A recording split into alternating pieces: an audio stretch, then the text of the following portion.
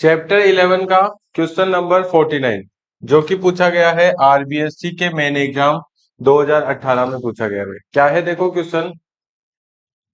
N observer takes two observations as given below while performing Ohm's experiment. ठीक है भाई, ohms लो experiment perform करते समय उसने दो क्या करी है रीडिंग जो है वो ऑब्जर्व करी है। एक तो एमीटर रीडिंग है और एक वोल्ट मीटर की रीडिंग है।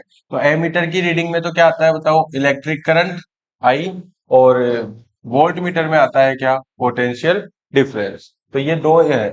हमारे को इसमें क्या करना है, determine resistance of conducting wire for each observation. दोनों ऑब्जर्वेशंस के लिए हमारे को क्या कैलकुलेट करना है भाई, रेजिस्टेंस क्या करना है, कैलकुलेट करना है। तो सिंपल सा फंडा है भाई अपना तो न्यूमेरिकल करने का, क्या कि गिवन जो है वो लिख दो, आस्किंग है वो लिख दो, और फिर क्या लगा दो, फॉर्मूला लगा दो।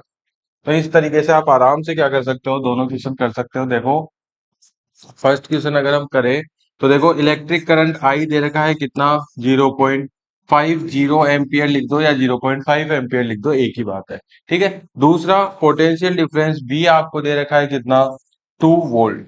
ठीक है। और आर आपसे क्या करा है, कैलकुलेट करा है, आर आपसे पूछा है। तो सीधा सीधा ओम्स लॉ का फॉर्मूला होता है क्या, R is equals to V upon I. तो R equals to V upon I हो जाएगा कितना, 2/0.5। क्या हो जाएगा, 2/0.5। नीचे से पॉइंट हटाओ ऊपर जीरो लगाओ। ठीक है, नीचे से जीरो लगाओ, नीचे से पॉइंट हटाओ ऊपर जीरो लगाओ, तो हो जाएगा 20/5।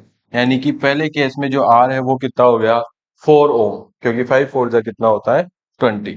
इसके बाद में अगर दूसरा हम बात करें, दूसरा कैलकुलेट करें, तो दूसरे में भी सेम इलेक्ट्रिक करंट आई दिया हुआ है कितना, 0.75 एम्पियर। वी दिया हुआ है कितना, 3 वोल्ट। ठीक है। तो क्या हो जाएगा, आर आपका कैलकुलेट करना है। तो R is equals to formula होता है क्या, वी अपॉन आई। आर का फॉर्मूला क्या होता है, वी अपॉन आई। ठीक है। तो वैल्यूज रख देंगे। R is equals to V की वैल्यू कितनी है, 3, और आई की वैल्यू कितनी है, 0.75। ठीक है। अब नीचे से पॉइंट हटाएंगे ऊपर जीरो लगाएंगे, दो डिजिट के बाद में पॉइंट है तो ऊपर कितने जीरो, दो जीरो लग जाएंगे।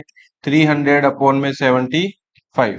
ठीक है। अब देखो 75 का डायरेक्ट डिवाइड दे दो 300 में, या फिर आप 5 की टेबल से कट भी कर सकते हो, क्योंकि 75 का डबल होता है 150, और 150 का डबल 300 हो जाता है। तो यहाँ पे भी आर कितना आएगा आपके, 4 ओम ही रेजिस्टेंस आएगा।